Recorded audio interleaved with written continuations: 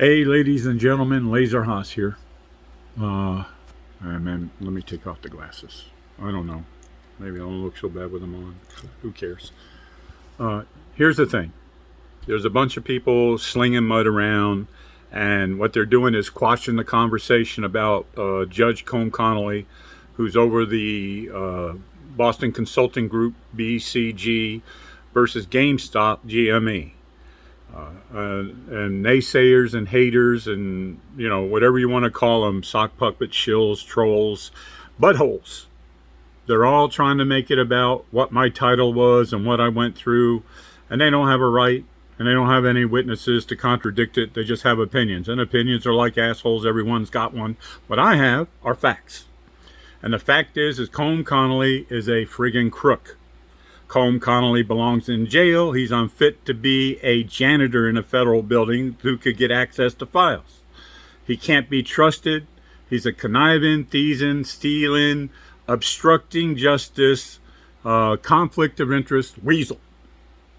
Right? And I don't believe in violence, but if that guy knocked on my door with a machine gun, I'd try to knock his ass out. That's just plain and simple. The guy's done so much damage to me and mine, it's ridiculous. Now let's get back to the brass tacks. I'm Laser Haas, Laser the Liquidator, Steve Haas. I have a felony record, which is what some of the bad faith feds use to turn around and tell their bosses that I'm a career criminal. All that's bullshit. Number one, people that murder people get in witness protection program. I've done nothing wrong. What I did is they offered Michael Glazier, the CEO of KB Toys, $18 million in bribery to help Bain Capital steal $83 million. Now, they offered me millions in bribery. We never got into negotiations because I told them to go F themselves. I told them to take their bribe, shove it up their ass, we're going to war. Because I wouldn't sell out my clients. Because I'd been in jail, I didn't want to go back. So I wasn't going to do crimes. Because I had sold my integrity as the key factor of me stopping crooks. And by the way, I helped stop Overstock. Mr. Patrick Byrne hates my guts because he tried to steal ToyTime.com for $1 million, and I made him not only pay $5 million because he messed around and delayed us, I made him pay an extra $175,000. Let him lie about that, right? He's a pain in the ass, and Paul Traub was involved in that case too. But let's not dwell on Paul Traub for the moment. Let's dwell on M&AT and Colm Connolly. Here's the facts, and I just posted them all over the place with a lot of people, and people keep saying they don't believe me. That's because they're too friggin' lazy to look at the facts. The facts is that Colm Connolly clerked for Walter K. Stapleton. Walter K. Stapleton was a partner of Morris Nichols Austin Tunnel, known as MNAT.com, Manat, right? And M&AT is a crooked law firm. Now, I broke up 6th, and M&AT is going to be my 7th. I've already made another one. My key lawyer, Greg Werkheiser, quit. And I got his wife, who was clerking for the Chief Judge Sanchi of the bankruptcy court, to get her name taken off the payroll. When I found out she was clerking for him, I pointed it out to the judge. The judge took her name off of his clerkship, and he actually is taking on another job. Good for him. Get out of the quagmire, step away from the bullcrap. Too bad he's not brave enough to turn around and call foul about all this stuff and set it straight. Be that as it may, going back to Colm effing Connolly, Colm Felix Connolly, and I say effing, trying to keep it clean, but he is one of those mofos.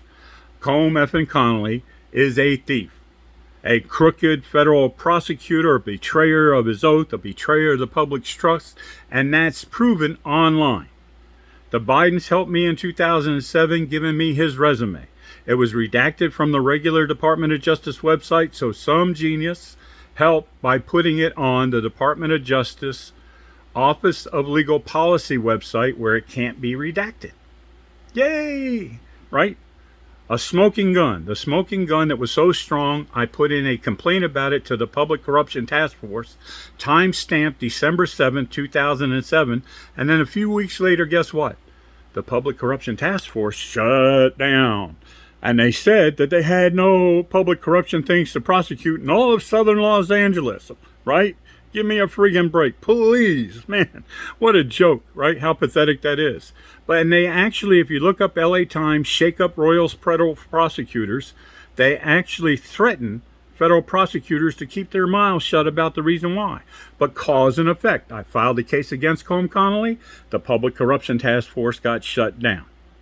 Now, that's the first time that I mentioned Colm Connolly was corrupt. It wasn't a few weeks ago when somebody posted a video about me, which, by the way, that video is 5 years old when Toys R Us was closing down.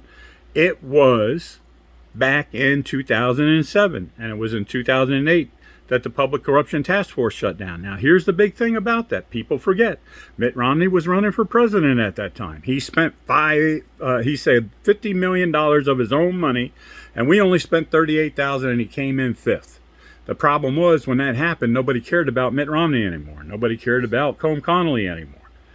When he tried to become a judge, Senator Joe Biden and Delaware Attorney General Bo Biden, who's actually Joseph Bowden Biden III, right, objected to Colm Connolly becoming a judge. They gave me the resume, and Senator Joe Biden refused to sign the Senate slip to allow Colm Connolly to become a judge. So the vote didn't go forward. Well, Trump came in and said he wasn't going to go by that protocol because it was a protocol, it wasn't a law. Right? Now, I sued Trump to block Jay Clayton and Colm Connolly and to stop the shenanigans. Right? The clerk of the D.C. federal court, you can look it up online, refused to put in my case for 2 months. She waited until 3 weeks after Jay Clayton was confirmed. Now, the problem about that is Jay Clayton is a partner of Sullivan and Cromwell. When I had Barry Gold, I hired him. Now, do truck drivers and security guards hire presidents of a company? I hired Barry Gold to be the one to sue Goldman Sachs in New York Supreme Court because Paul Traub and M&AT told me and the creditors that they witnessed Barry Gold's work in Home Life case, which is Sears. Yes, it all comes around. These guys are in every case that goes bankrupt, bleeds out a company, and is all gone. That's what they do. They get in, bleed out management fees, bankrupt, where they can destroy books and records, and that's what M&AT did. In the very first month of a 14-year case, Morris Nichols Arson Tunnel destroyed eToys books and records, saying it was too expensive to keep them. We had 2 1 million square foot warehouses. It fit on hard drives on less than half a pallet. Plus, we had backups everywhere. They didn't destroy the backups. What they did is wipe the evidence clean. The evidence that proven that we had deposits overseas. Now, I still found some, and I reported it, and not reporting money deposits when you file a bankruptcy is an automatic jail time. But they made that disappear. And then, just like they offered a bribe to Michael Glazier, the CEO of KB, for $18 million, and he gave Bain Capital $83 million, they offered me millions in bribe. I never negotiated, so we never found out how far it could go, because I told them, take the bribe, shove it up your ass, we're going to war. Instead, I reported it. Now, I reported it to the new Delaware United States Attorney, who was none other than Colm Connolly. Right? And that sucks. I did not know at the time, for 7 more years, that Colm Connolly was partners with M&AT. So I'm reporting to Frank Nitti, asking him to prosecute Capone. And that's a joke. That's the very reason why they had to bring in Elliot Ness, is because Capone owned every prosecutor, every judge, every police, everybody. Now, again, through booze, it's not the same thing as stealing people's stock money and stealing companies and killing Toys R Us, KB Toys, E-Toys, Zany Brainy, FEO Schwartz, Jamboree, Jumbo Sports, Stage Stores. The list goes on and on. A matter of fact, this crime works so well because what they did is Paul Roy Traub was Bain Capital, Stage Stores. Michael Glazier was at Stage Stores too. Matt Taibbi didn't report that when I talked to him, and he published a story about the stuff I gave him called Greed and Debt. My biggest story to date. Millions of views, right? Made Taibbi so popular, he almost went off and started his own magazine. And guess what he was going to call it? The Rackets. Because he had the proof that rackets were going on. But then they were just wanting to shut him down, wouldn't allow him. So he came back with hat in hand to Rolling Stone, and Rolling Stone wouldn't let him report it no more. So he's no longer there, and Taibbi hate me. That's his fault. He should have told the whole story. Yeah, Pulitzer's only worth $15,000, but he might have got a Nobel Prize. He could have saved Toys R Us. All he had to do was say something, and he didn't. right? And I only pick on Tabe when he talks about somebody else not reporting a story, because that's hypocritical. I understand he's got a wife and kids and people are dead in my case and he needs safety. That's fine, but don't go out there and bury the story, not do it on Twitter when you're not at Rolling Stone anymore, not say anything about it, not say anything about how Toys R Us was deliberately destroyed. I warned about it in advance. I told him about it. I said, New York Times rigging the IPO game is about the eToy stock fraud. Joe Nasir at the New York Times found a smoking gun, an email from Goldman Sachs bragging that our stock would hit $80 a share. Well, eToys only got $18.50 a share or less. I saw $16.50, but they're now saying that eToys stock was offered at $20. So the commission to Goldman Sachs was $1.50. That means $18.50. Who knows? Because M&AT had the books and records destroyed. And guess who gave me that evidence? It was Sullivan and Cromwell, a good attorney named Jerry B. Bates, that sold out and jumped to the other side. Right? He was an environmental attorney. They hired him because he didn't know nothing about stock cases, and he tried to impress his boss.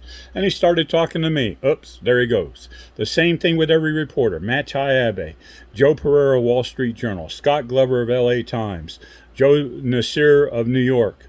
Right? On and on and on it goes. Every reporter does anything about my safe, they get chased at, bad mouth, knocked off their desk, retired or quit, just like people are trying to do with these haters and shills and sock puppers and trolls and whatever they are. If they're not showing you their good ownership of a quantitative amount of GameStop stock, then they're full of crap. Why would they want a bad faith, crooked judge on the GameStop case? It doesn't make any sense, right? The only logic is you want him there because if he rules against GameStop, then you can crucify him. But they're not doing that. They're making it, I'm fat, I'm old, I can't write right. Well, guess what? I didn't graduate high school, but there's plenty of CEOs out there, billionaire CEOs, that they didn't graduate from high school or college. Illiterate. We hire people to do that stuff. We hire lawyers. We hire presidents. That's what a CEO does. It's just like, what's his name that started Apple? Steve said, right? He's the conductor of the orchestra. He has everybody play to his tune. Barry Gold was hired to the tune of Paul Traub and M&AT telling me he was good at Home Life. That was a public company thing, part of Sears. I didn't know at the time that Paul Traub and Barry Gold were partners in the Sears Home Life case. I didn't know that they were partners in other cases. I didn't know that they were Parset and Asset Disposition Advisors, which they formed in April 2001 to copy Collateral Logistics Inc.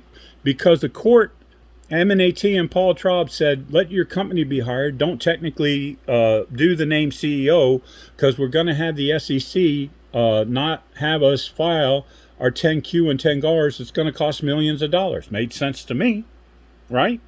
You know, if I turn around and publicly made the records change and put me out CEO instead of Collateral Logistics Inc., CLI, as the liquidation consultant who was still in control of the company, everybody answered to me. I fired everybody. And here's another funny thing. To make everybody hate me at eToys, you know what they did? And they never gave it to me. You can look at the record. Well, you can't because they're making the records disappear. That's another thing that's telltale, people. Go to eToys, Playco, KBO Toys, Stage Stores. You can't find the files. They're gone. They say not available, not found in database. Doesn't that tell you something? Right? You can't make federal files disappear, but they are. It's bullshit, right? On top of that, Paul Traub and Barry Gold worked for Michael Glazer, who worked for Bain Capital, Mitt Romney at Stage Stores during the 2000 bankruptcy. Then they all sneak over to eToys. Barry Gold is put in as president CEO after I'm gone. Not during.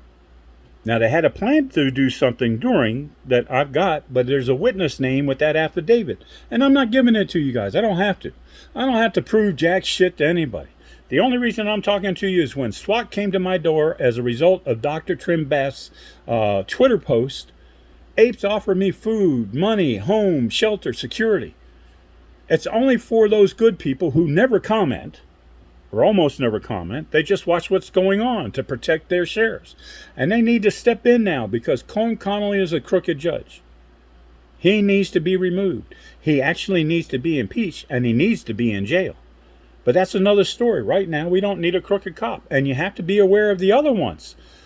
Mary Ellen Noriega was Colm Connolly's partner at M&AT, and Judge Andrews and Judge Stark worked for him as assistant U.S. attorneys, burying the E-Toys, KB Toys, Mattel, FAO Schwartz, and other cases. They can't be trusted. The GameStop case should go somewhere else where Roy Cohen feels comfortable. End of story. It should be with a good-faced judge where Boston Consulting Group, which is where Mitt Romney come from. I didn't even know that. The apes pointed it out to me. Mitt Romney was first at Boston Consulting Group, BCG. Then he went to Bain & Company. Then he formed Bain Capital. And since he formed Bain Capital, mostly generated with Michael Milk and junk bond monies that formed Stage Stores, right? Which was bankrupt in 2000 and bankrupt again and is now gone, with Michael Glazer as the CEO, and Michael Glazer also as the CEO of KB. All those people from Stage Stores moved over to eToys and pretended, lying under oath or withholding material evidence under oath, pretending that they were opponents of each other. M&AT pretended to be an opponent of Goldman Sachs and Bain Capital. That's why I hired them. That's why eToys hired them. That's why the judge approved them. Right? Because they lied and said they had nothing to do with Bain Capital, Mattel, or Goldman Sachs, when actuality, the facts proved that M&AT was partners of them all. And the law requires, once you lie under oath and conceal a conflict of interest, you're disqualified. Paul Traub lied under oath, said he didn't know Barry Gold, said that he had nothing to do with Bain Capital KB. Well, here's one thing, folks, that's not been looked at that we can put them in jail for today. After they locked me out, they reduced the prices to Bain Capital KB. I sold eToys.com to Bain Capital for $10 million, and Traub, Barry Gold, and M&AT, pretending that they were opposites of each other, kept reducing the price down to $3 million. And the truth is, we don't even know if that was paid. It was never put in the record, right? And I had sold eToys.com assets for tens of millions of dollars to everybody all over, right? We don't know what they actually paid. On top of that, here's another little trick that they do. Bankruptcy is a finality thing, so that when that's done, everything's over. So one of the rules, in case they send out checks and nobody cashes them for whatever reason, they're gone, they're dead, the company's changed, the company itself went bankrupt, and it's too late to reopen the case about the check that it's getting, whatever it is. Bankruptcy law said the last creditor standing gets all the money. No matter what they're owed, they get all the money. It's a little secret that lawyers don't tell you about. They don't have to. Now, here's what Bain Capital, M&AT, Goldman Sachs, Paul Traub, and Barry Gold did. Is Stage Stores' co-debtor was Liquidity Solutions. And I got proof of that, people. And as soon as I asked the question, they made that redacted too, but I got the proof. And Liquidity Solutions, as soon as Barry Gold was snuck into eToys, started buying creditors' claims. Now, anybody can buy creditors' claims. Even eToys itself can buy its creditors' claims. As long as the creditor wants to sell, that's it. But they have to disclose that they're connected, and they're not allowed to make a penny. But they didn't disclose that Liquidity Solutions was part of Stage Stores, part of Bain KB, Paul Traub, Barry Gold, Michael Glazer, M&AT. Right? And that's a crime that has never been disclosed. And the fact that the assets were sold to Bain Capital KB and M&AT, Barry Gold, Paul Traub are all connected to them and have never disclosed that. Even the judge's opinion said, any conflict, I'll reopen it. But when I started to tell her about this, she ordered the clerk not to let me have them in. Because I was telling the judge way back in 2013 that people were dying in my case. Witnesses were disappearing all over. And they tried to kill eToys shareholder Robert Albert. Robert Albert had to shoot and kill Michael Sahoff in his front door. Right? How many million-to-one shots do you got to see in one case for everybody to wake up? Stop listening to haters. Now, let's go to the core thing. Yes, Goldman Sachs needs to be indicted. Bain Capital needs to be indicted. Barry Gold needs to be indicted. Michael Glazer needs to be indicted. Paul Traub needs to be indicted. But more than that, Colm Connolly swore an oath to protect the Constitution of the United States. Our taxes pay his salary, and this guy betrayed the public's trust to hide and conceal his friends from investigation and prosecution. Now, that's automatic disqualification for federal office. That's automatic impeachment. That's automatic jail time, but it embarrasses the Department of Justice, the FBI, the SEC, the Antitrust Division. It means a lot of heads are going to roll. It'll be 10, maybe 20 years of prosecutions. That's too damn bad. They should have never let it happen in the first place. It's not like I haven't been trying every damn year to get somebody's attention to the case. The point is, Colm Connolly was a partner of M&AT. M&AT is Bain Capital, Mitt Romney, Goldman Sachs lawyer, and partners with Paul Traub, right? And Paul Traub and Mitt Romney were part of Neostor, which is where GameStop came from. That alone disqualifies Colm Connolly from being involved in the GameStop case, bar all the other stuff that I talk about. It just compounds it all. It proves that he shouldn't be there. Now, the fact of the matter is Colm Connolly's resume proves that he was a partner of M&AT. Colm Connolly's resume proves that he was a partner of M&AT from 1999 to 2001, which is the same exact time that Mitt Romney claims to be retroactively retired. Coincidence. And Colm Connolly was the U.S. attorney from 2001 till 2009. For 8 years, he didn't prosecute the case. Coincidence. Colm Connolly becomes a renominated judge by Trump, and coincidence, he finally now in his Senate Judiciary confesses that he has M&AT, but he doesn't go into the details. That's an impeachable offense. He was concealing material facts. And Mary Ellen Noreika, here's the other thing. There's 50,000 legal professionals, lawyers, judges, professors in Delaware. Out of 50,000 legal professionals, Colm Connolly, Chief Judge, M&AT. Mary Ellen Noreika, also nominated by Trump, and it was ludicrous that slipped through, also a partner of M&AT, right? She's a partner in crimes against us in eToys, Mattel, and all the other cases.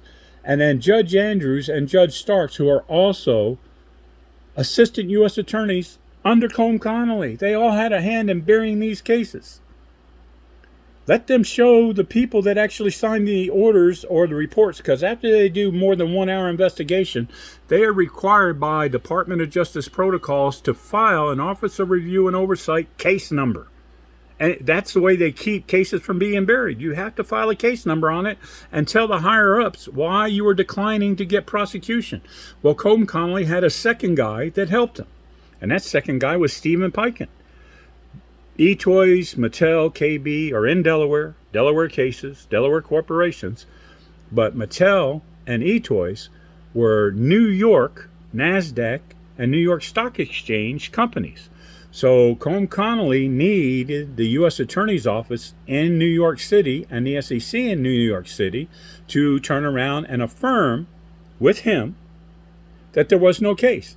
And that person turned out to be two people. I was searching for 20 years for two people. It was one, Stephen Piken.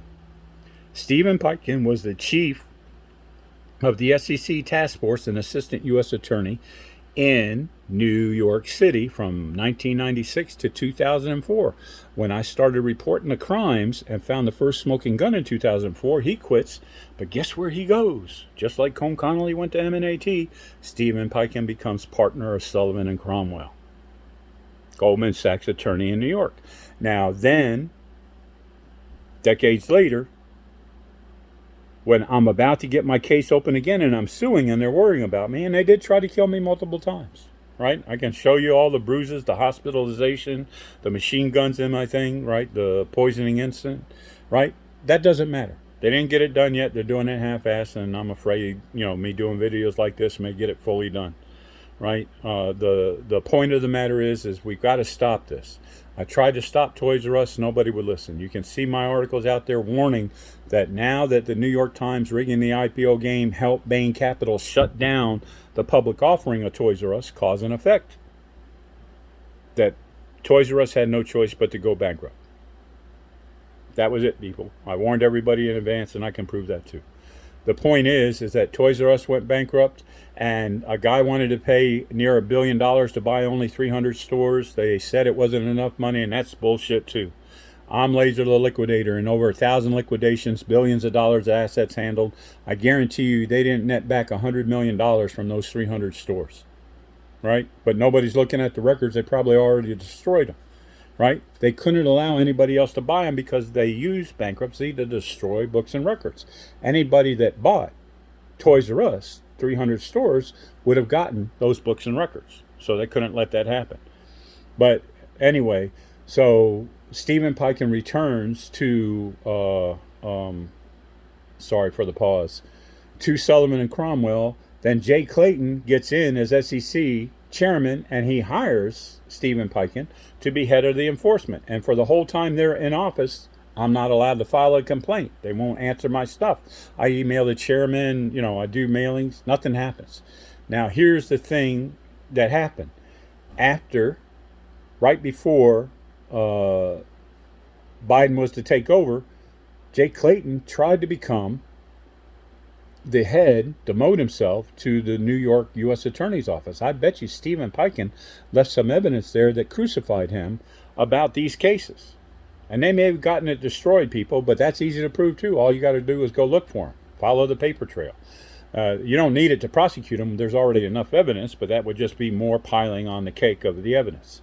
And then Stephen Piken returns to Sullivan and Cromwell. Now, he's the only dummy that did that. And Colm Connolly wasn't dumb enough to go back to M&AT.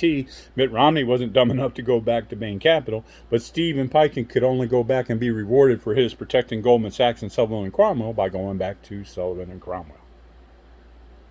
Now, what else happened, we all know, is that Jay Clayton had Ripple prosecuted, and then he went to work for their partners. Oh, not their partners, their competitors. Man, I'm getting tired with all this shit. The point is, I don't have to prove jack shit to anybody. The facts there are in the record. It's not about me. Call me fat, call me ugly, call me a monster, call me a eunuch. I don't give a shit what you call me. I don't give a flying F about you. I'm only posting this stuff for the good apes that came to my rescue, for Dr. Trimbeth that came to my rescue at a very important time of need, because my girlfriend was in the hospital at the time, and she's in the hospital now. Right? She's a judge. She talked about online and posted online that she reviewed my stuff, and it's true, and we could have saved Toys R Us. But I agree that's a conflict of interest because she's my girlfriend. They can accuse her of being biased, right?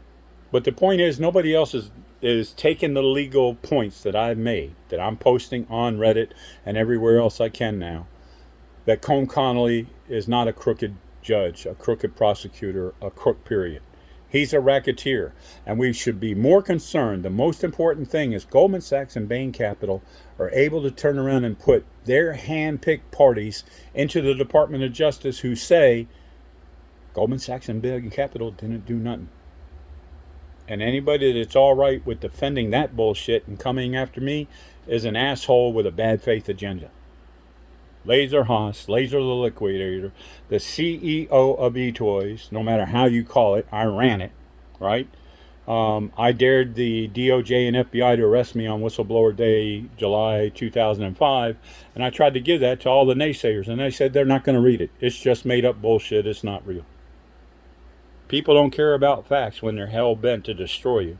You just got to ask the question why they're hell-bent to destroy me, which in essence protects Colm Connolly, Bain Capital, Boston Consulting Group, Mitt Romney, Goldman Sachs, M&AT, Paul Trott. Why protect them and go after the whistleblower, victim, witness, the guy that turned down a bribe? Does that make any sense?